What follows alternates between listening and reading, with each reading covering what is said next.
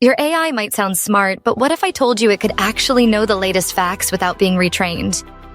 That's the magic of RAG, Retrieval-Augmented Generation. And trust me, once you understand it, you'll never see AI the same way again. Here's the problem. AI models like ChatGPT are trained on a fixed set of data.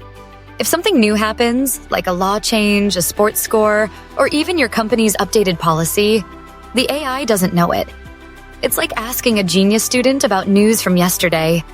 They just can't answer. What is RAG? User question. Search in database.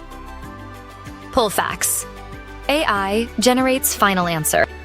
RAG is like giving your AI a superpower, a direct link to a live knowledge library. Here's how it works. 1. You ask a question. 2. AI searches in a connected source, like a database, documents, or the web. 3. It combines that fresh info with its natural language skills to give you a factual, human-like answer. Real-life example. Say you're in HR and someone asks, "What's our 2025 leave policy?"